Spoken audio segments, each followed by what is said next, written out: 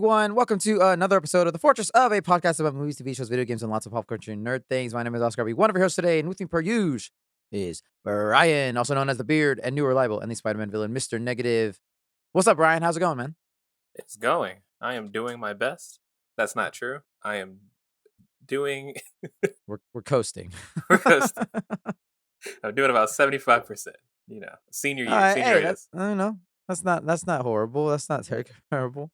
Yeah, listeners. It's just me and Brian for right now. We'll probably have at least one other host come in later in the show. But yeah, for now it's just me and Brian hanging out.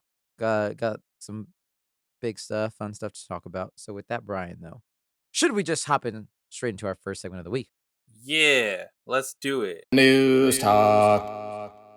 And we should start with bad news because that's our favorite.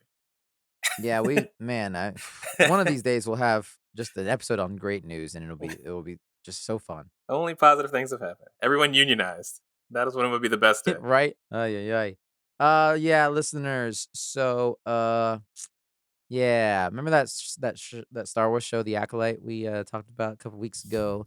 This is a rumor. It's I don't know if it's finalized, but this is Oh, is it a rumor? It's been reported by like multiple places now, so people are definitely running with it. Yeah, I mean, I don't think Disney has officially said anything yet, which is what I think why there's but it looks like The Acolyte is not going to get a season 2, which I'm actually kind of genuinely shocked by. In the world where they're going to milk everything and do everything Star Wars, like the fact that, I mean, look, maybe, I don't know. Is this a blessing and a curse in the sense that it's like, oh man, a show that we all pretty much liked some more than others is no longer happening? Or is this a sign of maybe they're, reining it in a bit, and maybe that's overall good? It just happens to be that why on this one. I was going to ask, I was like, where's the blessing? We live in a world where they were going to try to make a second season of the Obi-Wan TV show, a show that takes place in the middle of two other movies that already exist. And you're telling me we can't go for a second season of this? Even Halo got a second season. And you're telling me this shit can't get a second season? I'm actually... Okay, when you say that, when you compare it to Halo, that's, that's you're telling me you can't give this another fucking try? I can't believe it. I was trying not to be angry about this, but I actually enjoyed this show, not because I thought it was one of the best written shows on television. By no means. It was very clumsy in the way that it was portrayed. But it was compelling. And the reason it was compelling is because it was finally something fucking different. The reason that we liked Andor so much was the fact that they were actually doing something that wasn't the typical hero story that we keep kind of see get, stuffed down our mouths when it comes to Star Wars. They finally wanted to try to look at like different perspectives that are kind of closer to what like the video games kind of explore, for example, more of like a gray area. And for what? Why did we do it? There's a lot of color. That's another thing that bothered me too. There's a lot of characters of color in this show. So to see some of them with like some of their like pretty big acting debuts fucking squandered because they can't write a fucking show. Look, I will say this, like, even if it is truly canceled, I would guarantee that Dave Filoni or someone or something will bring some of these characters back in animated form, and they will make another return in live action at some point. Because nothing in Star Wars is, especially like current day Star Wars, nothing's ever truly dead. They will always somehow bring it back, and we're like, oh shit, fucking homeboy from the Acolyte's back. Oh my god. And we'll all think we're like, oh, remember that show was a perfect show. It's like, anyway. It's weird how we have that cycle over and over again. Yeah, it is a bummer though. Yeah, I mean, again, this is why, like, I was a little annoyed by the show, because like when I first saw the trailer, I was like, this would just be great if this was just a one-off and we were done. And now I really wish it was just a one-off and we were done. I think that's the worst thing about it. In some ways it is, but it's also like a lot of ways definitely not. That's always my big criticism about like TV shows as a whole. It's hard to call a TV show good if there's parts that aren't good about it. And it's hard to call this TV show good because it doesn't fucking end. There's no ending. We'll never know. And it's not even like a fun like opening and ending like a Last of Us or something like that. It's just bad. It's just like, oh, this story is not done. Right. Like I mean, I guess slight spoilers for The Acolyte. But I guess you could say like, okay, in the sense that we know who the Acolyte is then, I guess, and we know where this starts, but it's not enough. Can't wait for Obi-Wan season 37, baby. Ewan McGregor is gonna come back as another old man that's gonna pretend he's a young man. Let's go. I'll take it. I know you would. I know you like it a lot. I fucking don't. I definitely see all the issues and problems, and I do wish it was better, and it would have been as a movie, much like most of this shit. Stop with the if this is the lesson to be learned, just make movies. Stop making them TV shows because you're stretching them out, and it's very clear that we didn't have a full story for 8 episodes in this. Just make it a movie. Acolyte would have been a sick ass movie. Don't even make it a super expensive movie. You don't have to spend $300 million on it. Just no. spend 55. I'll take it. Fuck. Yeah, for real. So we'll see when if I would imagine with all these rumors coming out, Disney might just put out a press release like tomorrow. I'd imagine saying it is officially canceled. Yeah. All right, let us move on then. But to do so, Brian, we must head to the trailer parks. Let's go. Mom's Spaghetti.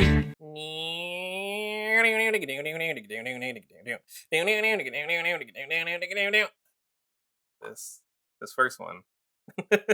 Yeah, let's get to it. Okay, listeners, we're in the trailer park. This is where we talk about trailers and all the things that we watch with our eyeballs. First trailer of the week. It is for Kraven the Hunter, the Aaron Taylor Johnson movie. He used to be Quicksilver. Now he's in a worse universe. He usually goes the other way, so that's crazy. This is a movie that was originally supposed to release, I think, October of last year. Oh my gosh. And then got pushed to like November of last year, and then got pushed to like August of this year, and then finally got pushed to December of this year. It's in the Venom world. It's in whatever the hell Sony's doing, which means they don't even know. It doesn't really matter. Do you think we can trick them into not seeing this movie and making it make no money, and then tell them to re-release it because we'll actually go this time, and then it makes even less money? Because that would be really funny if it happens twice. God, I hope so. This looks like shit. It looks like shit, dude. I'm so bad because it actually seems like it's one of those things that I know it's not gonna be like fun bad. Like I think it's gonna be boring bad. That's gonna have some ideas that are gonna make me be like, oh, that's kind of interesting, and they're gonna ruin it. Yeah, my only thing would be like, is it gonna be better than Madam Web? That is not hard bar to cross. That is for damn sure. Because Madam Web is one of the worst movies I think I've ever seen. Like it's like bottom 10 of movies I've ever seen in life. It's a pretty horrible movie. And I saw Morbius, and I think Morbius is better than Madam Web, to be honest. Oh, Morbius is a masterpiece compared to Madam Web. That's crazy. Oh God. And look, they're clearly leaning into the rated R-ness. They're like, oh, check this out, I'm gonna have blood and guts. This is the big lessons that everyone is afraid that all the studios would learn from movies like Deadpool and Logan, where it's like that's not what it's about. Those help, and like tell the stories, and they're used for reasons. But I don't care about Kraven like this, bro. And that's the thing is you have to it's got to be Guardians of the Galaxy, and I think that's where it's just like. Yeah. And not to like shit on people because there's a lot of reasons why this probably will not be very good, but it's just like more experienced directors kind of seem to understand those kinds of things that make it like we know that these characters aren't super well known. So if anything, you kind of have a little more creative freedom to kind of bring out a personality that character, like, everyone knows about like Iron Man and kind of how he acts and things like that. And even that, and then Robert Downey Jr. kind of made it his own. But it's like characters like this that have no characterization that you really know of, probably because you maybe read one comic in the store by accident. You can do more fun stuff with these characters that you maybe wouldn't expect. They're not doing that with this Kraven the Hunter. They're making him incredibly boring, it looks like to me, or it's just like, that's going to be a guy.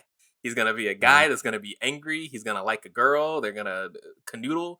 And then he is going to, be a little softer. He's got magic lion powers or whatever. Yeah, he's like Rob Schneider's The Animal. I was because sometimes it's like, you're just the guy. You're just the guy. And then he's running on all fours. And I'm like, okay, he's obviously not just the guy. But then he goes back to like shooting fucking pellets out of it. So it's like, I don't really know what this is trying to be. I think if they lean more into his powers, maybe that could be cooler. But I'm not sure they're going to. I mean, that's the thing. Normal Kraven doesn't really have power. Like he's not like a superhuman power character. Like he's more enhanced in the comic booky styles, where it's like he's the Predator essentially. He's like the ultimate fucking hunter, and like blah blah blah. Like he's got some strength to him, and obviously like keen hearing and all this shit. But he's not He's like like Krillin in Dragon Ball. He's still a human, but yeah, he's not running like a cheetah in the fucking Sahara in the savannah. Like what I mean. I mean, look, props to Aaron Taylor Johnson for getting ripped. He looks great as Craven, but also I'm just like I don't give a fuck about you trying to make these anti-hero ass movies that I don't care about. We all know we just want to see him in a Spider-Man movie. And you're fucking that up because you can't make a Spider-Man movie, but you're trying to keep the Spider-Man license forever. And it's just sad. And spoiler alert, ruining stuff. Rhino's in this. I guess not spoilers in the trailer. Oh, yeah. I forgot about that. They put a Spider-Man villain in there. He looks like shit. Yeah, he looks pretty rubbery. It looks pretty bad. It is a trailer, but yeah, I wonder if they're gonna get feedback and people are gonna be like, "Hey, we're gonna actually have to change that because it doesn't look the Sonic treatment." It honestly could. I don't know. I don't know if they have the budget to do so since the movie's already been pushed back too many times. But it's like Red Hulk was kind of looking a little gross too, to be fair, but they didn't show much of that. You saw pretty good. Movie's coming out in February. This is coming out in December, so I give it a little more faith. And we saw a lot more of Rhino than we did Red Hulk. So who knows? Yeah. And my funny thing is like, again, Rhino in the comics is a dude who got like stuck and sewn into a rhino costume. And I would imagine this guy is gonna get like bit by a radioactive rhino. Because he doesn't look like a dude in a suit. He looks like a big rhino man. Yeah, he looks like a bad rendition of Rampage, the video game. I'm about to say he looks like a Ninja Turtles villain and not in a good way. Yes, he does. I don't know. Depending on what's going on in that time, I may see it. I really am not interested. I hate to be that way. Yeah, the only Sony movie I've seen and paid money for has been Madam Web. I don't know if I can do it again. That shit was...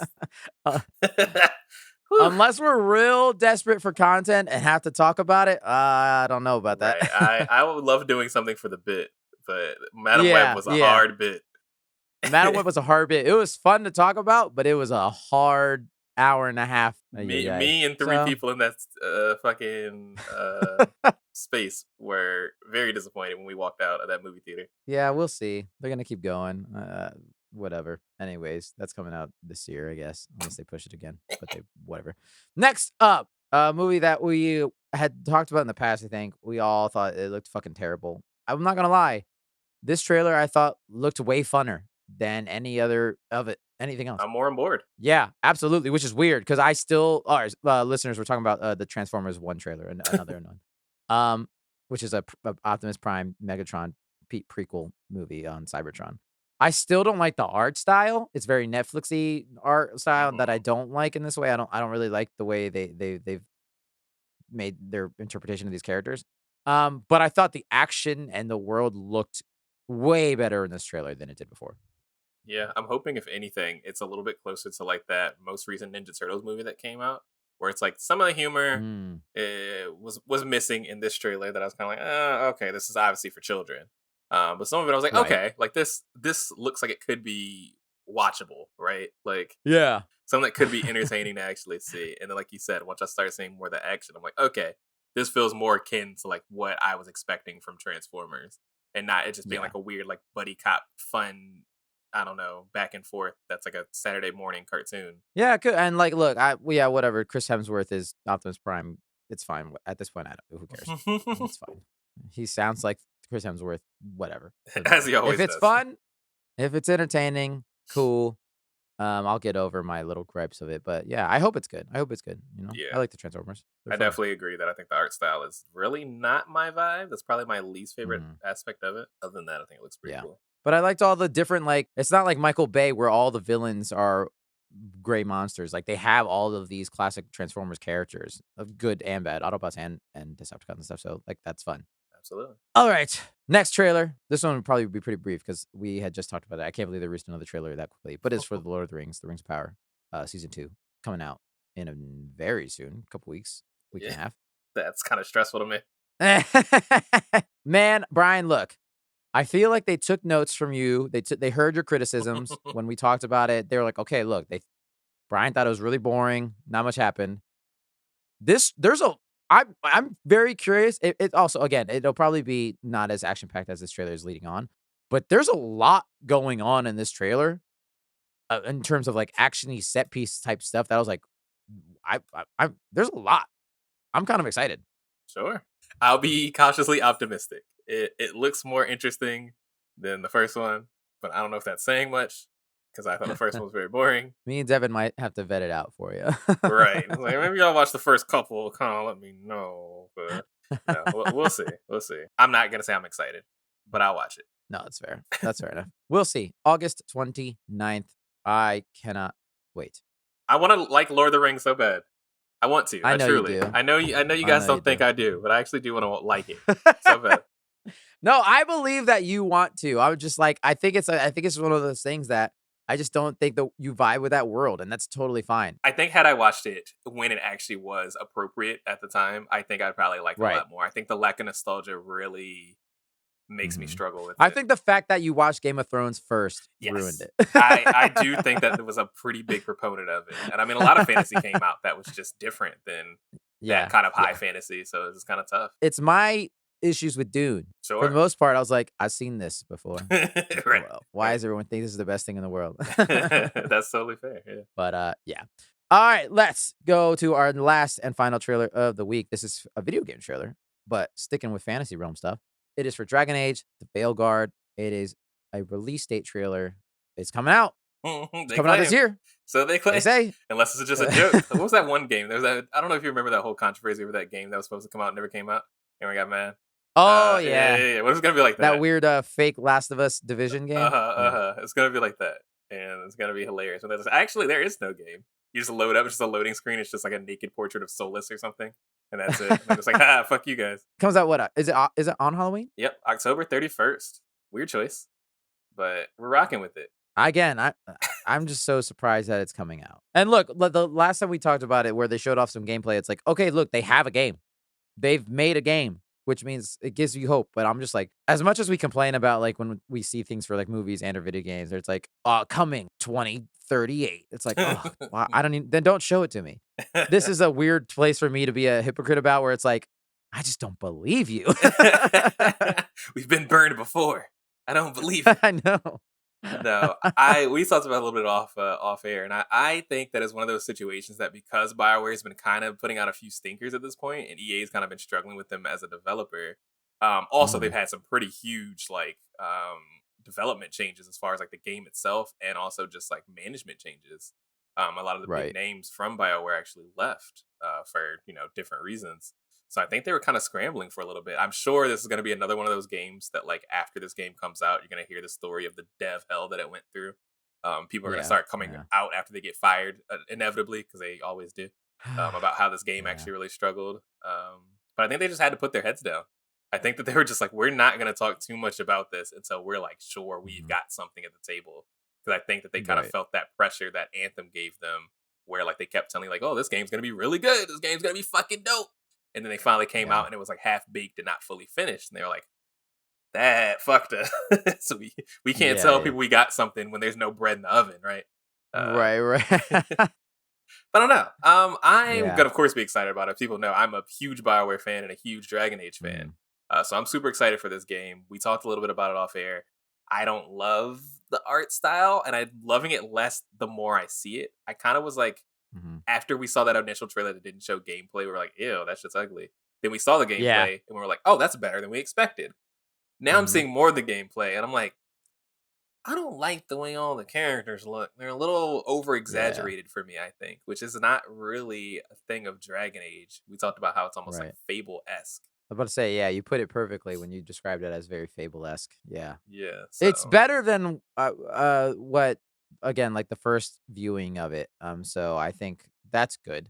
But it is an interesting choice that they've made rather than sticking with the much more realistic art style to it. They went a little, and maybe that's because of clearly, if you've seen anything about this game, listeners, it's Guardians of the Galaxy. It's you're building a gang of hooligans to fight evil. So maybe that's why they're like, well, then this makes this a little funner of an art style since this is a weird, fun Suicide Squad. Hopefully, it's not as bad as Suicide Squad. Yeah, it's just that makes me kind of sad with how the way, like, not huge spoilers for Inquisition, but the way that Inquisition ends. This is not fun. What happens in that game is not fun. It's very serious. We'll see. You'll have to let us know because obviously I probably won't play it because I I still need to play Inquisition. And you gotta do Inquisition's so good. And it's like I hate to be that kind of person because like I don't think graphic fidelity is what makes or breaks a video game, but I do think Dragon Age Yeah. Inquisition was a really beautiful game. I really like that art style of I that remember, game. yeah, from what I remember, yeah, I was like, holy shit. Well, to be fair, compared to at the time I was playing Dragon Age Origins, I was like, damn, Inquisition looks Which that's amazing. what's so funny because Dragon Age Origins is so ugly, but it's such a good It's so game. But ugly. it's a really, really, Yeah. especially on console, it's a much better looking game on PC. But it's still not the Right. best looking game that came out on. I think that was Xbox 360. Yeah. Um, Mhm. but yeah, I don't know. So we'll see kind of how it goes. I'm probably gonna get it day one or as close to I can, depending on how busy I am. But I'll Yeah. definitely let Yeah. you guys know. Sweet. Hell yeah. Dragon Age, the Veilguard, listeners. Should have stayed with Dreadwolf. It was a better name. Yeah. They'll save it for Dragon Age 5 in 2058. Oh no. All right, listeners. That is the last of the trailers. That is the trailer park, which means that is the news. Brian, shall we now move into our main topic of the week? And by that, I mean, should we say goodbye to you for a little bit? Yeah. And come back. Fuck you guys. I'm sorry. That wasn't very nice. All right, Brian, we'll check you in a little bit. But for now, we got to welcome our new host. It is Devin. You know him as the Brains and Mr. Nowhere. And the #1 House of the Dragon expert and fan. Devin, welcome. Hello. How you doing? I'm actually here against my will. I don't. This is abject torture to talk about this season. It's so funny. No spoilers. While the whole season was going, oh yeah, listeners, hold on. We're trapped in another fortress. It's a fortress we've been in before, but actually we were in the first half of it. I realized me and Devin talked about the first half of this season a couple weeks ago, and we're back in it because now we're ready and full to talk about. Oh God! Oh God! We've already gotten through the best parts. Yeah, now we just got to talk about the second half. So now we're he just realized that now we're in the furthering continuation of the Fortress of House of the Dragon, Season 2, Part 2. Episodes 5 through 8. So yep. So again, as I was saying before we got into that, listeners, we're talking about House of the Dragon season 2. But Devin, the whole season as it was going on, was constantly saying how between this, the Acolyte, and the boys, this was his #1 thing he was always excited to watch every week for the past 8 weeks. And now he's got his head in his hands. And we'll talk about it right now. I can't believe it, man. I can't believe it. Because I feel like I need to give you some time. I will very quickly talk about my thoughts on this second half of the season. Yes, listeners, we talked about the first 4 episodes a couple weeks ago, so we're mostly going to focus on episodes 5 through 8, but a little bit of the season as a whole. My spoiler free talking and reviewing about this season. Overall, again, I think last time we talked about season 1, I was probably the most down on it in terms of like I didn't like most of the characters. I don't really connect with them that much because they all are incest babies and they're all idiots and I feel like a lot more dumb shit happens in this show than in Game of Thrones ever did. A lot more contrived for sure. Yeah. Yeah. And so for me, season 2, I was like, I'm excited to see the show still, but I'm not like this is the best thing in the world, and I'm super excited to see it all the time. Like I was just saying, like for me, the one show that I was excited about seeing every week was probably The Boys, most likely over. Yeah, honestly, that, Acolyte and this. But I will say, again, I think the performances are still phenomenal across the board. Everyone is fucking bringing it. The sets and the production are, for the most part, amazing, flawless. Some dragon stuff can be finicky, but that is what it is. But for the most part, this shit, it looks amazing. Overall, for the whole season, ups and downs, but again, it's I enjoy a good, this is just an episode where people will talk. I enjoy stuff like that, but comes a time where I'm like, y'all gotta do a little something. It's gotta build towards something. Exactly. And it built towards waiting for another building is what it built towards. And so for me, I'm like, it's fine. I'm not gonna like remember it on that for in months from now that much. I'm not thinking back on it after I finished it. I will say, like, after the finale, I definitely was like, oh, that's it. Okay. And but also I did like a lot of scenes in that episode as well. So it's a bit of a double-edged sword. But again, I was still mostly like, yeah, it's a bummer. It's a real bummer. Yeah. You know? And I think I've read since the ending that like there were some budget issues and there were supposed to be 10 episodes and that was supposed to be a big battle at the end of the season, but they didn't, for whatever reason, they just decided to push it till the next season. But I just cannot imagine why. But anyway, I mean, yeah, man, like I can't, like the high point was our last conversation when we were talking about the battle at Rook's Roost, which was like, that's the only action in this entire season. It's the only action. Pretty much.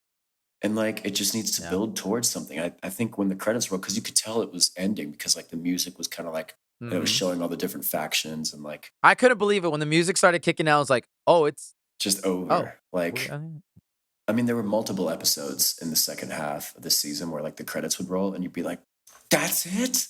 Like, it's like, okay, fine. Next week will be sick. And then it'd just be another week. Like, the same shit, man. Like you can only, I don't know. Again, my biggest problem with it is that we've heard since like the first season of the show that, this is going to be 4 seasons. We've got it figured out. That's it. But I'm like, clearly not.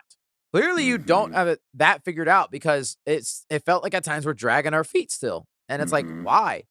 The pace why is make it way 4 too then? Slow. Way too slow. You could absolutely accelerate, some things. I mean, I don't know. I'm just like disappointing. But again, it seems like there were some Suits decisions that affected what we got as the end product, which, you don't realize how dysfunctional some things can be in these, what goes into these behind the scenes. And I think, maybe Game of Thrones, save the last couple seasons, was mostly spared from that. But yeah, the show just hasn't been able to capture that same, I'm really on the edge of my seat each week, and I can't wait to see what's going to happen next with like some occasional fucked up moments. Yeah, I will say there was one ending in this second half of the season that I was super jazzed. I was like, fuck yeah, let's go. It gave me that same Game of Thrones feeling. But again, I think it's because there's characters obviously I favor more than others, but they're all shit. There's all a little flat. And maybe because you can maybe because they're trying to go for this like, nuanced thing of like war is tragedy and you kind of wish they hadn't found it. Everybody's kind of a little flawed. Like, obviously they're trying to make you root for Rhaenyra, but like, like maybe because of that, because you can kind of see both sides, like, maybe that's why you don't have strong feelings about it. Cause like in Game of Thrones, they, very clearly established the Starks as like the most noble people. So you're very invested in that family. And then as that family splits up, that's kind of what's carrying you through, right? Like each plot line had a Stark. Yeah, pretty much. They were essentially our for heroes. The most part. And then, Tyrion and some other people. But either way, like you're with the characters from the very first episode. You're like established and you're like, oh, I like this guy, or, ooh, dang, I really don't like this guy. And here it's just like everybody's a little flat. You don't really care what happens to them. Well, it also doesn't help that like we've said, like, and we'll get into spoilers in a second, listeners, is that like Rhaenyra and like Daemon, a lot of these characters fucking do anything this season. I know. It's just too drawn out. And I think that when they do go for those like fucked up Game of Thrones kind of things, some of them have hit this season, but some of them just feel flat and like they just haven't really not fucked up enough. You know what I mean? Like it's just Game of Thrones had some moments where it's like, oh shit. And here it's just like maybe it's because it's a sequel series and like you just can't capture lightning in a bottle twice. But it just feels a little bit flat and to me it feels a little cheap. And there's like certain things like I think maybe we should just get into spoilers, but like I mean I remember like there was one scene with Aemond where he's like burning a town. And the fact that they didn't show it on screen at all, I was like, okay, like, do we not have a budget? This is HBO. Like that was a bit confusing. Yeah. Well, before we continue, that's we'll say spoilers from this point on, listeners, for all of House of the Dragon. I don't think no future spoilers because I don't know them. So I mean, I know the future, like we know what Game of Thrones is, but I don't know the future of most of these characters. But no, but like so like you're absolutely right in the sense that It's weird when they pick and choose to stick with something and show it for 10 minutes very in depth and when they choose to skip over something. Like the whole dragon picking scene, first of all, that was terribly done. Like horrible decision making to make. And that was kind of the only thing, like that was kind of the only crazy thing that happened in the whole second half of the season. Talking about like when Vermithor goes on a rampage and kills everybody? Yeah, and it's like eating people. And... I actually kind of like that. It was very Jurassic Park. I kind of enjoyed that bit because Just out of curiosity, I was like, "What the hell's gonna happen?" And then we obviously homeboy gets a Vermithor. What's his But name? like, why would you not just do one at a time? Like dragons probably get overwhelmed. So stupid. I thought she was, and that she was just bringing them all in there to be like, "Here's the dragon. Now everyone leave, Yeah. and we're gonna go one by one." I was like, "They're all standing behind. If he burns one, they're all. Do you know how Like, fire works? yeah. It's gonna go straight into everyone else. What are we doing?" Like the guy that tried before had like 5 or 6 of the dragon keepers had died with him Yeah. because of this exact splash damage. Like it was just so poorly planned. But I mean, they're not really great at running a war because if they had been, they would have used buddy system with the dragons the whole time. But whatever. I don't know. But some things like that just felt a little contrived for the plot. But even then, I felt like I didn't really feel anything as this dragon is like, you know, slaughtering its way through all these people and all these people are dying. It's like, whatever. Like, you know what I mean? You just don't, you'd like desensitized. Yeah, I wasn't sad at any moment for any of those people, really. I didn't know But that's the thing, any of them. like, they didn't really connect you to anybody, but the people that you knew were going to survive were the ones that they had introduced you to already. Right. So you knew they were going to Yeah, make makes it. sense. So it's like there was no intensity in that scene whatsoever. Like, No, so that's somehow fair. this show is super slow and like could have, you know, like what if they had introduced the third character and then they just die on the spot? You know what I mean? Yeah. That would be crazy. I was kind of surprised that the Ulf, the drunkard, didn't die. I was like, "Oh, he's done." Oh, really? See, well, I figured it would be him and the other guy, the dad, would like make it. I kind of forgot that there was another dragon they were trying to get going. Yeah. Which, first of all, terrible decision making by this dragon to pick Ulf. Also, didn't he just kill one of your baby eggs? Like he literally steps. Is that what just happened? He? And then that's what I thought. I could be wrong. Maybe he just like cracked it open and he didn't squish it. But I was like, you're gonna take the guy who just like, okay. And also, he just doesn't seem like a high character person. So, like, I don't know. I guess they did that. Look, Silverwing maybe is just a bit lonely, and you know sometimes you lower your standards for it. I will tell you though, visually, that shot when it's like behind him and Silverwing opens her eye. Is it her or him? I don't know. But either way, I don't know. When that dragon opened its eye and it's like blurry in the background, it's like out of focus. But like it's in the shadows and like it's just, you could see like an animal eye open. That was cool. Yeah, visually some cool stuff. Very much. I mean, a lot of spectacle, no substance. Yeah. I mean, like, look, and as far as like big epic moments, that's pretty much what we have for these last 2 episodes or last 4 episodes, really. Literally nothing else happens. Yeah. If we want to go back real quick, episode 5. I mean, my notes are so far and few between for basically every episode up until the finale, because I was just like, oh, this not much is really happening right now, is there? I guess like my overall I do love. I mean, I enjoy watching Aemon be Aemon, like in the terms of like he becomes kind of king regent for a while, obviously because Aegon gets his fucking ass beat and is burnt attached to his armor. He's not doing well. My cock popped like a sausage. Oh God, that was good. That was a good line.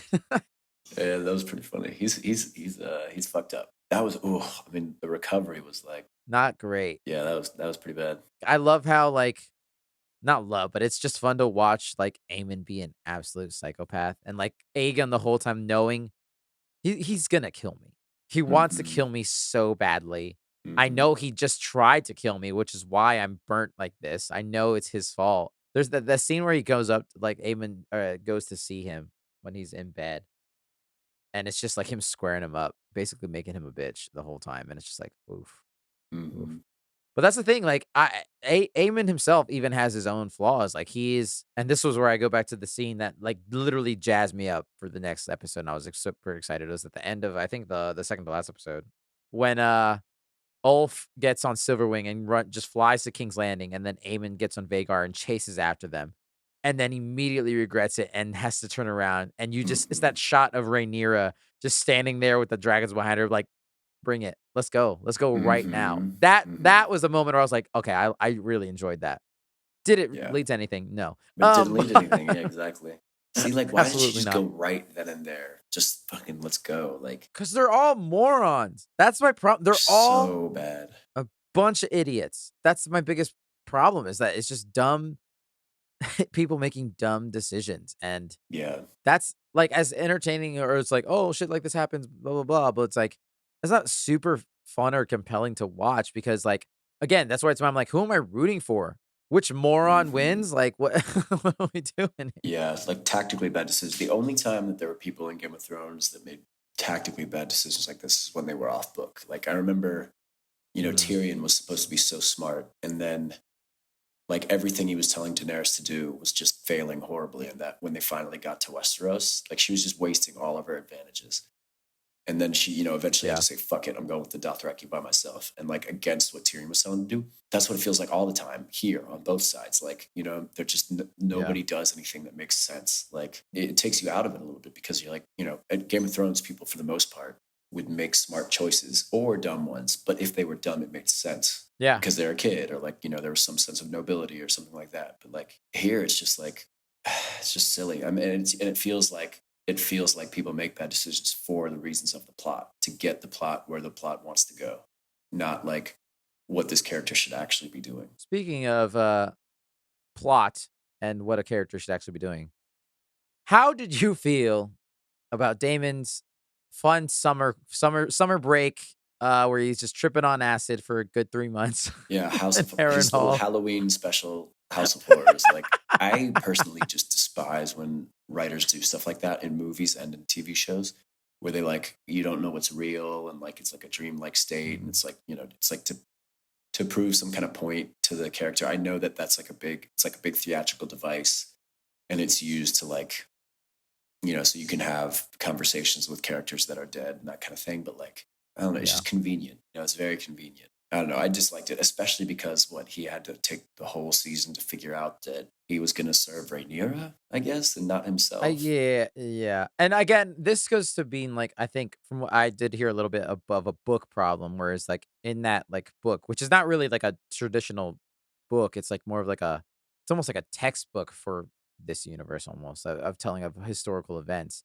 And so apparently at this point, it's just like, oh yeah, Damon went to Harrenhal, and when he came back, he wanted to support Rhaenyra. So I get them having to figure out how to fill in the gaps, but it was just like, y'all needed a whole season of this? Well, again, I mean, I think it's indicative of the issue with this season was that it was too long, too drawn out. You could have done a few of these kind of scenes and it would have been fine, but yeah. I mean, it was fun to see like all the old characters, like seeing young Rhaenyra come back and seeing Viserys the King come back. Obviously the weirdest one, and this I think this definitely goes up there in terms of most fucked up and weird moments in Game of Thrones or House of the Dragon is Daemon dreaming about fucking his mom. He was like eating her out too, man. That was like, not what I expected to happen. And I was like, oh no. He doesn't even know who she is. That's levels of incest. That's too much for even Game of Thrones, man. They're just trying to fuck you up in your brain. Yeah, like honestly, yeah. Ugh. So that was fun. I don't think that was necessary. Yeah. Unnecessary. I did like the character of Alice, but this pretty much a witch. She very, very, very red witch from Game of Thrones in terms of what she can and cannot do. Again, we don't know for sure, but I'm pretty sure she was clearly fucking with Daemon. This definitely. Is she even real? I don't know. That was gonna be my next question. Is she even fucking real, or is she the ghost of Harrenhal? Yeah, I mean, aren't there some references to her like in other, like Game of Thrones things, like stories, like maybe she's like some kind of like eternal spirit there or something. Also, what was that like antler guy that was like by the tree? I don't know. I feel like I vaguely remember like in Game of Thrones someone mentioning how like they're talking about the weirwood trees in a conversation, and maybe like that's like one of like the protectors of the weirwood tree.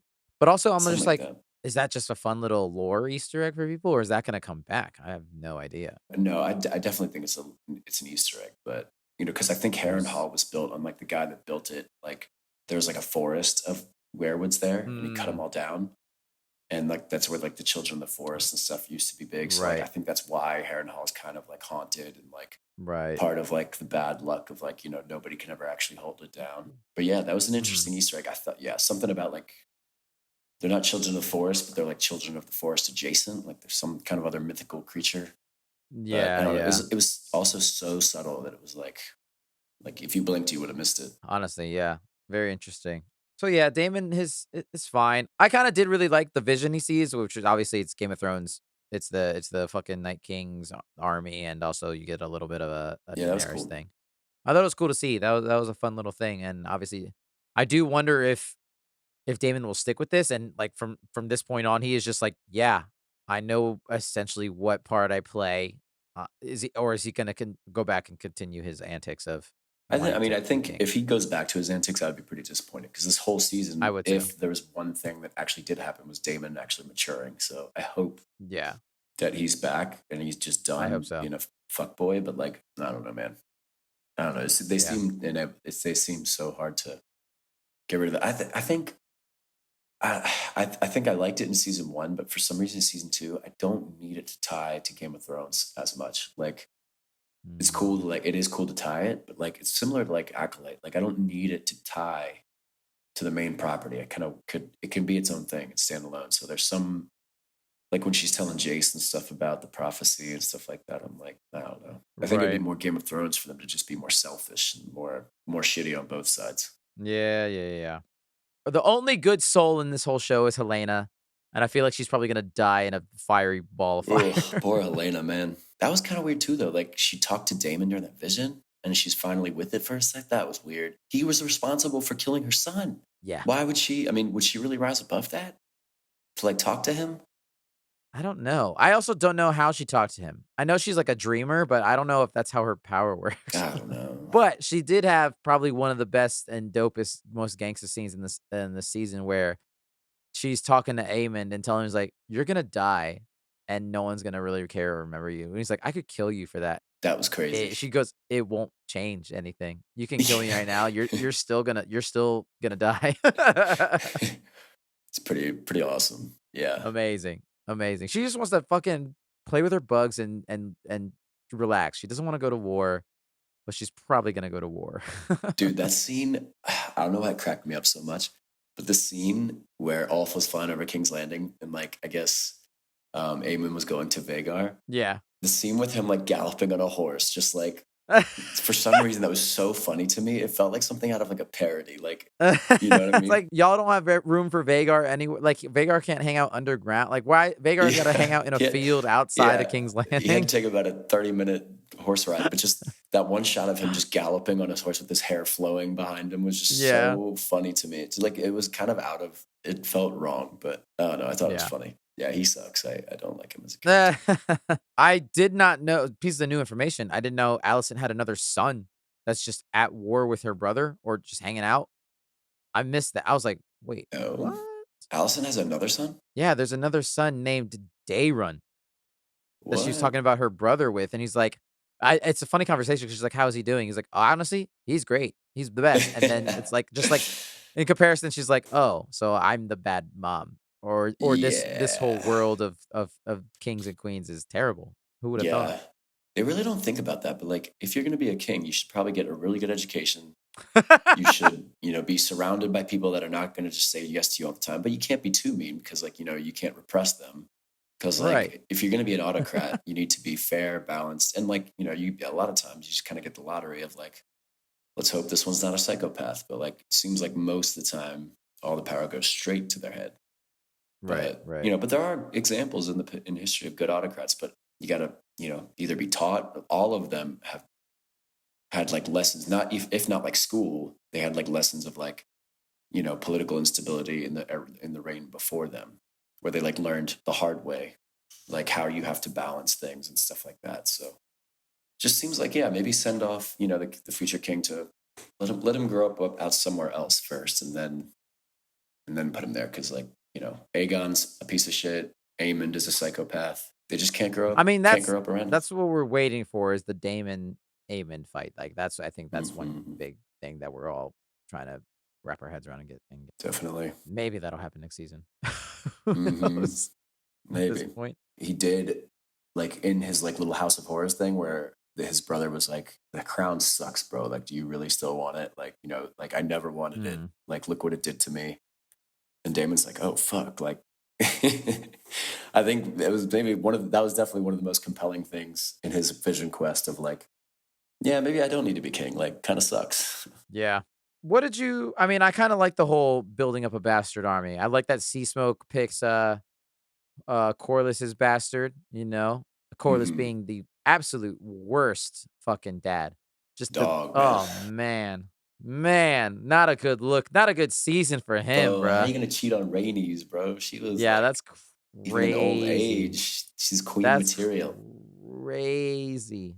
He's definitely gone that's downhill a little tough. bit. He didn't really have much to do other than get, bitched at by, and justifiably so, by his two sons, or one son, I guess. Yeah, the one guy feels a little bit one-dimensional to me. The guy that, Sea Smoke picks. Yeah, he definitely got less play than the other one.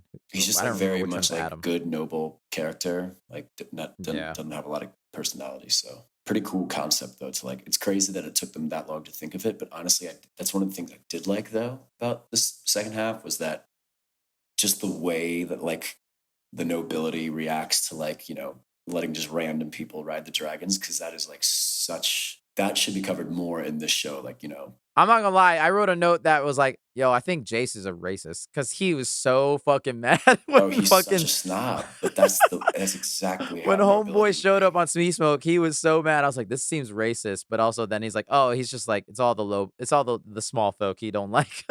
Yeah, it's every poor person, which that's exactly how they would be. Like, I need a scene of like a Stark to just be like, who the fuck is this peasant? Like, because that's exactly Right. what they all would think that way, except for maybe the Which is Starks, so funny. I mean, and they have that conversation where it's like, Jace, you're not a full. What do you mean? Do you know who your father is, bro? Like, what do we? Yeah, well, I think that's why he hates them so much, because he's like, Yeah. if they have whiter hair than me, my claim is basically the same as theirs. Like, yeah. And then I think, didn't she say something to him after that though, of like, if you think that that's the only thing that is like important when a successor is chosen, like you haven't been paying attention. Like, you have to be willing, you have to be the best. Like, you have to fight for it. You're gonna have to fight for it no matter what you do. Yeah.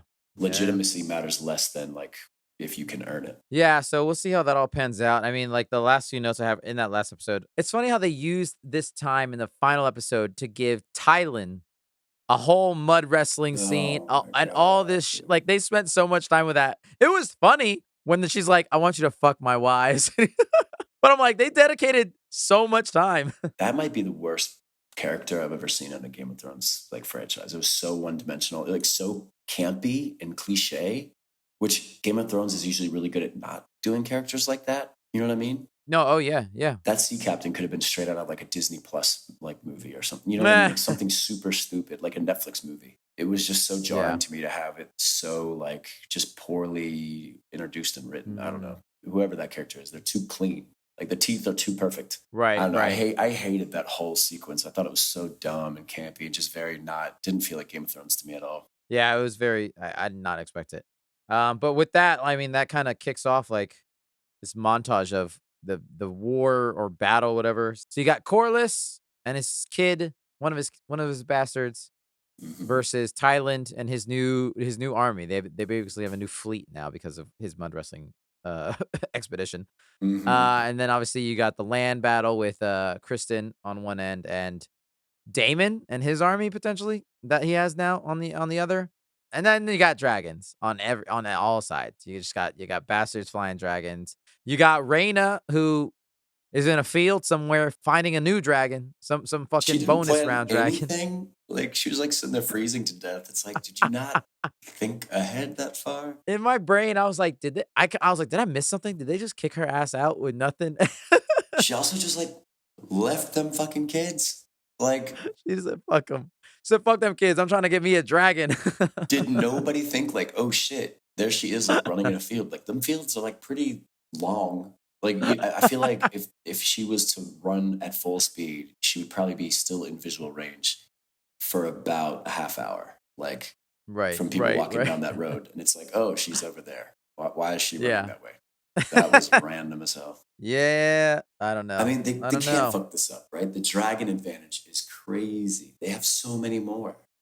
I just can't think of how they could possibly lose this. They're probably going to send it to Vhagar one by one, and Vhagar's going to sneak up on it. Yeah, honestly. I mean, I swear to God, just go all 5 right now. Let's go take Vhagar out. It will be curious. I hope we get more scenes with the Dragon Rider guys in the next season, because it will be curious to see how they like settle into like, being nobility and like just how that kind of like peasant versus, like highborn thing works. I that is compelling to me. I wonder how much we'll actually get of it. It would be hilarious. I'd be probably upset in the grand scheme of things, but it'd be hilarious if the dragons just fight and like half of those bastards just die because they don't know what the hell they're doing. Yeah, true. Yeah, how much training time do they get?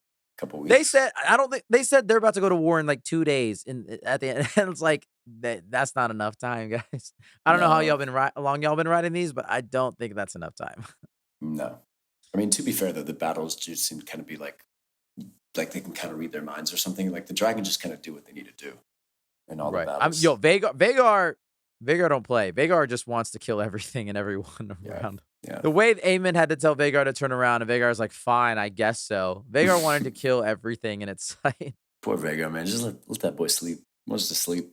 And then I guess, yeah, I mean, obviously we see Otto. He's imprisoned. Who has him? I don't know. Yeah, why was he in prison? I thought he just went home. I lost that. Clearly not. Clearly someone's got him. Someone nabbed him up. I just can't remember where I lost the plot on that. But but that's the thing. Like some of this stuff has been so forgettable. Well, yeah, I don't think we ever saw it. I think it was generally supposed to be like a weird surprise. But Like, I thought he just got sent away. Like I thought he just went back to Hightown. I think he did. I think that's the last time we saw. So how did he end up in prison? I don't I understand. think that's what we'll find out. Yeah, I'm confused. I think it must have been like an off comment somewhere, like maybe the strong guy, Laird Strong, got him. But speaking of Laris has Aegon. They're on the run. They're just gonna, they're gonna wait till the war dies down, I guess, and then he'll come back. Dude, just let Aegon die, man. He's just like, dude, life sucks now. I can't. Like, my dick got burnt off. My dick's gone. I'm burnt to a crisp. Everything sucks now for me. The conversation was Laris like, it's not that bad. And he's like, it's that bad. Like, here, it's actually worse than you think. And he's like, no, it's not that bad. And he's like, my dick got burnt off. It's like, it's not that bad. But it's not that bad. It feels fine. Yeah. He's like, you need to leave now because Aemon's going to kill you. It's like, fine. Let him do it, man. That's fine. Yeah, poor. I mean, I feel mildly bad for Aegon. He really is just a medieval version of a fuckboy. No, he's an idiot. What a big dumb moron. Yeah, he'd be happier tilling a field, honestly. My last two things. Hearing Daemon say winter is coming in Valerian was pretty dope. That was really cool when he told it to Rhaenyra. That was sick. And then I did genuinely like the last scene with Alicent and Rhaenyra when Alicent just randomly comes to see her and tries to make a deal, be like, I fucked up. Please come I will let you in. And I love how Rhaenyra's like, I'm gonna have to kill your kid though. I have to. I'm sorry, but I have to. Yeah, Alicent wasn't too mad about her grandkid being killed by Daemon in that conversation. Dude, okay, the way that conversation legitimately went for me, I think I must have been like looking at my phone or something. I looked up and they were still talking and it felt like it had been 15 minutes. Like it was like, where's the scene? Are they still talking? Like what is going on? And also it was goofy as fuck that Alicent could just show up on Dragonstone, no problem. I mean, Rhaenyra did the same shit to King's Landing a couple episodes before. I know. But like it's just contrived to get them in the same room together because like that's what they want to be. Yeah. They want these two to be the main two characters. Like, I'm not absolutely buying it. Like, yeah. I'm not buying Alicent. I'm buying Rhaenyra, but I'm not. So. Yeah, they're gonna have to give Alicent some more shit to do because she literally went camping. Or they gotta kill her. They gotta do something. Or because they can't. Yeah, I don't know what else they can do with her. I feel like her time's coming up. Like it might be time to go. It might be time to do. Her and Rhaenyra will end up in a 3-way with Mysaria, and they'll all sail away. But the history books will record that Rhaenyra was killed by her son.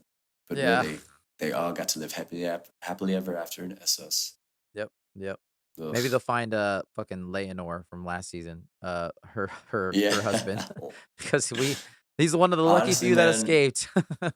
All y'all would be happier if you were on a beach. Like if you learned nothing else from the show, power sucks. It sucks to be the king. It sucks to be the one in charge. You have to just like deal with everybody at the same time. Nobody ever wants to do anything that you want. I mean, power sucks, dude. Just go chill on a beach. Have a Corona. Yep. Be Joe Biden right now. All right. I'm about to say Joe Biden on a beach. Yep. That's it. That's all the notes I have. Is that all pretty much your last final thoughts, Devin? Well, I have one more note, and it was so Kristen Cole, I think, is actually maybe. I think I might have mentioned this on our first conversation, but I think he's maybe arguably more hateable than Joffrey because like Joffrey's just evil and like he's a psychopath clearly, and so he's open with it. But like Kristen Cole acts like he's noble, but he's actually just such a sack of shit. Like in every single way, he's a hypocrite. He's a coward. But I did find his like arc in the second half of the season, like after the battle. I like when he gets scared. He's just like apathetic, dude. He's like, It's like because he saw, firsthand like how powerless they are to actually win this, like how powerless it, like The how little they dragons. matter. It's like, Yeah, wow, we aren't shit. he's just like speechless, like whatever, man. We're gonna die no matter what we do. Which I really hope he does. He needs to die. It's very funny though to see him like this now. But it was funny when the brother was like, trying to like have a thing with him, and he's like, "Yes, I did have sex with your sister, and guess what? Yeah, we are all fucking useless because these dragons." Because we could die tomorrow by dragon fire in a fucking terrible way. Yeah. So the whole second half of the season, he was just like, "Damn, that's really scary." Yeah, it's like shit. I didn't really know what to expect when I thought we'd go to war with dragons. I don't know why I didn't expect balls of fire and gasoline everywhere. Hilarious. He's gonna become a hippie and just be like, you know what, man? Like, nothing He's really like, matters. fuck war, fuck it. He's gonna go camping with fucking Allison. Yeah, honestly. Hilarious. Hopefully he goes next season. We'll see. I don't know. I mean, maybe it's recency bias, but like, I really do feel like his, contradiction at the heart of his character makes him more hateable than a lot of hateable characters. Because I mean, he sucks. He definitely sucks. Like, is it more evil to be outwardly evil, or is it more evil to deceive everyone? And then I think he sucks. Do the same shit. But I think Joffrey and even like Ramsay did more actual evil shit. True. Like actually horrible, abusive, evil shit. I don't know if Kristen Cole's gone that far. He just kind of sucks as a person. True. He's like not a dude I'd want to hang out with. He's definitely the most like hateable character in House of the Dragon. Yeah, I would say so. Yeah. I don't think there's anybody else that tops him. Yeah. Like, I'm trying to think. I think all the Thronesy moments, because like, the like stereotypical Games of Thrones moment of like something that's like fucked up. I think all of them really happened in the first half of the season. So I don't think there's anything in the second half. That's disappointing, man. 4 episodes and not a single thing of like, oh, that's really crazy. They say season 3, a battle will occur. Oh. It will occur, Devin. I swear to God, if the Battle of the Gullet gets delayed, like it needs that. Now it's going to happen like episode 1. It's got to happen. They said 2 days. They said we're going to war in 2 days. It's got to happen soon. If it doesn't, I don't know how they can drag that out 2 days out. Another season. Like they just go hour by hour, like 24. I was gonna say each season. Yeah. Oh, that's my funny. God. Yeah. We'll see in 2026 probably at the earliest for this next season. God damn. All right. Yeah. Well, that is House of the Dragon season 2, listeners. We have done it. Devin, shall we now move into our final segment of the week? And by that, I mean, shall we swap you and Brian out one more time? Yes, blissfully so. No more. I don't have to think of House of the Dragon for another 2 years. So thank goodness. Yep. Let it rest. All right, let's do it. All right, let's welcome back your boy Brian. Brian's back. For our final segment of the week, which we like to call Free for All, titled Pending. It is a segment, listeners, where we can kind of do whatever we want. Talk about our day, talk about life, fight, rant, nap. It is free for all. Brian, I gotta talk about something. It's very serious. It's very serious. Very recently, I have done something that I've been trying to do for months. And I don't know if you can tell by the hoodie that I'm currently wearing. Let's go!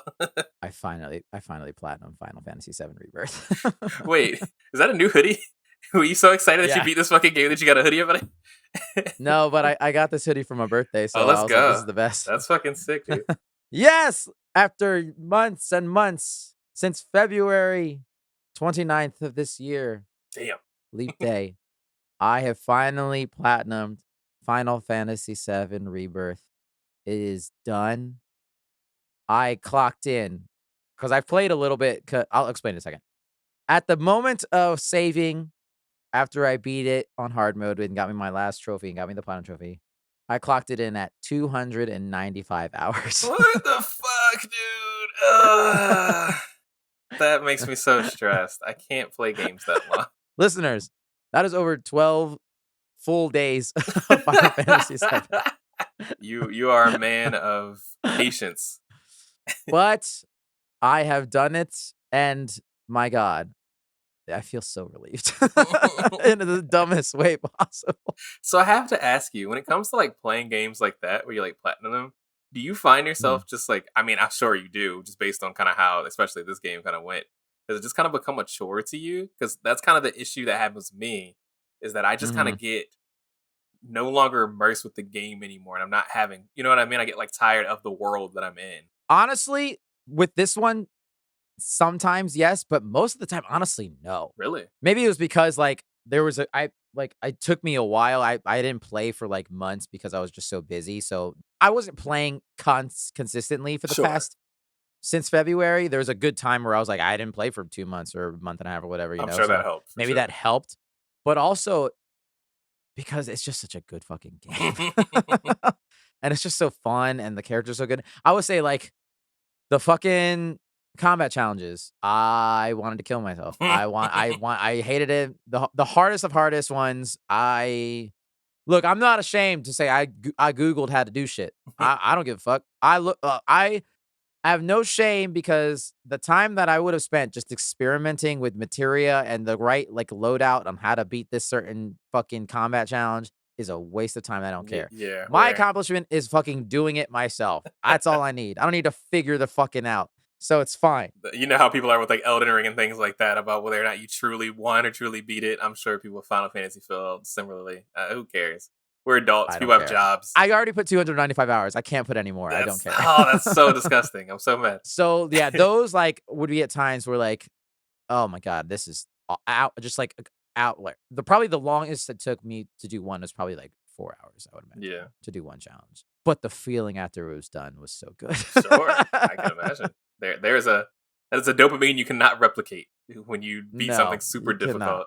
Yeah. Yeah, so like little things like that and like certain like maybe certain mini games that would be just like that would be the stuff that feels the most like a chore.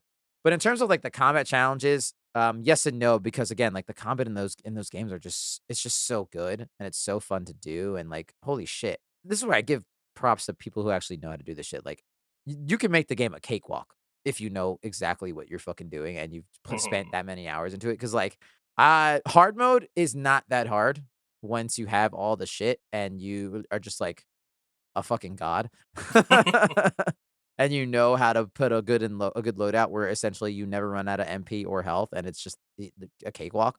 But I will say even with that, like there were a couple bosses towards the end that I was like, "Ooh, this is a pain in the ass." But none of them were honestly all that difficult in hard mode. Hard mode was much like remake. Hard mode is not that hard. It's harder in this game. Like I don't remember when I platinum remake, I don't remember have to Google anything to play to beat hard mode. I'm pretty sure I just kind of did it on my own. Whereas this one, I was like, okay, because I don't want to sit here for another 2 hours trial and erroring. Just what do I need to do to fucking beat this person? Mhm. And that was it. But yeah, I'm very excited. At this point have already put in over 300 hours. I've played it a little more just to like fuck around with like Of course. now because now I'm like I just want to go in normal mode and just sweep all the fucking people that I hated and just to feel better. I'm like you suck now. I'm back, idiot. Yeah, exactly. And also just to play with like the photo mode and like because it is such a gorgeous game. Yes. So now at this point, the only thing I have to do pretty much is I just want to kick Sephiroth's ass one more time. That's fair. That's totally fair. No, that's awesome, dude. I'm glad you finally got to fucking beat it. I can finally put it away. I got my hoodie. And now, Brian, I can finally say RIP to shout out God of War Ragnarok. It's time to move on. Now it's shout out to Final Fantasy VII Rebirth. Oh my gosh, that's Oh no. crazy. We're in a new era, boys. It's the end of an era. We weep. I feel so bad. I feel so We bad. weep for Kratos. Gotta move on. Gotta move on. Now you got to play a really short game. That's what I do. When I play a really long game, I move into a game that's not nearly as long because I can't do like two open world RPGs. So Yeah. my next game is Resident Evil 2. I think we talked about that, the remake. Right. After Cyberpunk, which I put down for a little bit because I can't play a game for 295 hours straight. It makes me want to kill myself. Oh yeah, it's whew. When I looked at that clock, I was like, Jesus. That's so funny. 'Cause, yeah, Cyberpunk, I was definitely doing like in the beginning of the game, doing all the little side quests that don't matter at all. And then I noticed I'd already clocked in 40 hours and like hadn't even gotten to Act 2. And I was like, I can't do that. I'm not gonna finish this game Yeah. ever if I do that shit. So I just started like main quest, the side quest, that's it. We're not doing any other extra shit other than the main quest and the side quest. That's too much. Because that's also the thing with like even with Final Fantasy, like if you just mainline it, it's not that Right. Mm. Most of the time I spent was the side quest and just exploring every nook and cranny of the world, you know? Right. Sure. That totally makes sense. Speaking of Final Fantasy, baby, we got Mhm. more Final Fantasy. The demo for Final Fantasy 16 came out on PC as they announced the release date for the PC version, which I don't know Ah, that anyone thought that shit was going to come out. I certainly didn't because I don't keep with that information. I just see a game right. and then I buy it because that's the way happy people work. But yeah, I went ahead and downloaded the demo ahead of us actually recording. I got to play like a good, like maybe like 45 minutes of it. I'm not sure how long it's Oh, actually wow. supposed to be, but it goes into like a few chapters of what looks like to be the beginning of the game. And I wasn't super interested at first in this game just because it's so far away from kind of like the normal Final Fantasy I know. I still wanted to play it at some point. Mm, But I was kind of like, oh, it's a little dark, it's a little gritty. I'm used to a little bit more of a hopeful Final Fantasy. I'm kind of in mm. there. I'm kind of fucking with it. Oh, yeah? And just kind of based on what I already knew from what we had talked about from like the things I've seen and the way it's been described, because I've like read reviews and stuff on the PS5 version that came out. I was telling you, Oscar, that you would like it potentially Yeah. because it's very like Game of Thrones mixed with like Attack on Titan randomly in like a way that I'm Oh. very kind of interested to see more into. There's a lot of fucking proper nouns. I'll say that right now. There's so many proper nouns in the game that they literally have something called like an action lore manual or something that in any cutscene Oh, at any God. time you can just pull it up and it'll just tell you information about all the characters on the screen, kind of like a fucking Prime Video shit. Oh, it's like Amazon Prime when Yeah, you need to know what yeah. actor's on screen Yeah, right now. it's literally like that. 'Cause it's like, oh yeah, you forgot about this motherfucker. Yeah, this is everything you need to know about him. I'm like, oh, and apparently it's really Oh, interesting to read that jeez. because it keeps you kind of up to date with it. Oh, So boy. yeah, right now I'm pretty like confused on what the story's around. You play a character named Mm. Clive, and he's part of like a royal family. It seems like I'm about to he's say, people love Clive. yeah, he seems to be some sort of bastard s son. I'm assuming he's still the spawn of the two royal family people, but I guess he's not the chosen one. His little brother Mm, is. So I guess he's kind of like fighting for his place in his family and in society and things like that. But the cool yeah. thing about this game is I don't know, since Final Fantasy 7 I guess is your first game, you don't kind of Yeah. know that like even though it's an anthology, a lot of like things kind of like persist through the other games. Like like some of like the Okay. I don't know, flora and fauna is the same. Some of the animals are the same. Chocobo all Right, exists, right, things like right. that. A big thing that exists, of course, you saw in Final Fantasy VII Remake and Rebirth, where the Aeons, the summons, where Oh, the yeah, yeah, yeah, yeah, yeah, yeah. which is really interesting because in all the games they typically are the same summons, the same Aeons in every game, Mhm. but they kind of treat them differently. In this game, the Mm. Aeons are basically like a birthright given to each royal family, and you are like an avatar for the Aeon. So you like turn into that summon. Oh, that's fucking sick. Right. As opposed to like, Shiva's in Final Fantasy VII Rebirth. You just say, hey, Shiva, Yeah. come here. And then she pops in and like, hey, I'll fight for you. Yeah. You become Shiva in this That's game. cool. And that's kind of cool. Kind of like Attack on Titan-esque, where it's like, oh, okay, you have like this birthright. The same way that you Yeah, got like the okay. Cart Titan and the Attack Titan and things like that. And I was like, that's an interesting way that I haven't seen Final Fantasy handle that before. Right. And I don't know if they got some, I don't know, oh, it was like an homage to Inspiration. Attack on Titan or anything like that, some inspiration from that, or it was just something they just thought of and it just happened to coexist Mhm. the same time that show ended. But I thought that was super cool. And there seems to be a lot of politics, a lot of political stuff dealing with it. There's a big war going I on, was gonna things like that. ask, is this like the first Final Fantasy that's set in this kind of medieval-esque time? No, so Final Fantasy VI is very much like this. Okay. It's very much the war and like the ye old kind of medieval kind of space Oh, around okay. with it as well. But of course, that's a 2D game that's really ugly. Right, People want right. that to be remade, which is kind of funny. That game's a little convoluted as well. Eh. So yeah, this is like another like bring back to that, which I kind of found interesting. So I kind of feel like a lot of Final Fantasy has kind of gotten away from that recently, like 14 and 15, being a little bit Right. more like 15 especially being more like cyberpunky.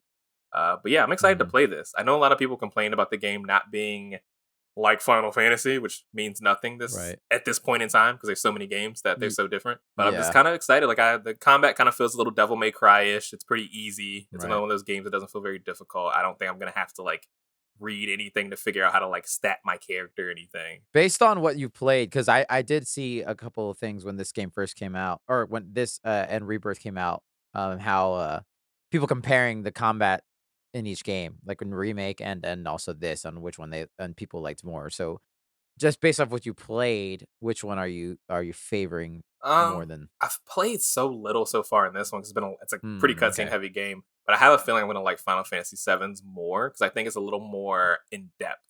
I don't think that I'm gonna be able to like, because the big thing about 7 is the materia system and how interesting that can be. Right. And with that mixed with your weapons and all those kind of things that you can, there's a lot that you can change to really like change up your play style and how you want to like approach characters. Like my Cloud was like a magician that didn't fucking hit anybody ever because it was just fun to make him a blue mage instead, right? Because it's just something that I can do. I don't know that I have this amount of like ability to kind of change my character in this version of the game. Yeah, Gotcha. Okay. Might be a fun action game still, which I don't care. I'll play it regardless. Yeah, I mean, if it's fun, it's fun. Exactly. That's sick as shit, man. Fuck yeah. You'll have to let us know how the rest of that demo. That's a long demo. Yeah, I was about to say. Already been 45 minutes. We'll see how long it fucking goes, but if it's like a couple hours, I'll probably finish it tonight. Nice. Fuck yeah. Love us some Final Fantasy. Well, that's it, listeners. That is Free For All, which means that is the show. You can email us at thefortressof@gmail.com, fortress.four. Feel free to email us any feedback, questions, recommendations, or anything like that. Follow us on Twitter, Instagram, and the YouTube channel at The Fortress of. Tell your friends, tell your family, tell your grandma, tell your cat. Follow the 3 Bollywood R's, rate, review, and recommend us to anyone and everyone you know. Thank you, Jackie, for helping edit the podcast every week. Thank you, Brian, for the art. Alex for the music. Devin, thank you for being here, even when you're not here. You can find Brian on Instagram at ITZ_, by the way. Alex of Peterson Films. And Devin, you find him probably still angry over House of the Dragon. Probably. Yeah. Next week, listeners, I don't know. You know? Maybe Borderlands, maybe Gamescom stuff if it's interesting, maybe something else. Who knows? We got a couple weeks until something big comes up. I feel like the next big release is probably Craven. Oh no. No. So yeah, but we'll be here. We'll talk about some fun stuff. It'll be a good time. And as usual, listeners, happy holidays and put a code on it. It's code out there. Yeah, it's a huge blue moon or something out there. I don't know if anyone's seen it. I guess it's cool. I don't know if I can see it outside. Oh, I didn't know that. That's cool. It's like a super moon. Check it out, listeners. Check it out. Go outside right now. It right doesn't matter now. what time of day it's there. You'll be so late by the time you get there. Not be there anymore. All right, listeners. We will see you here next week on another episode in the Fortress of...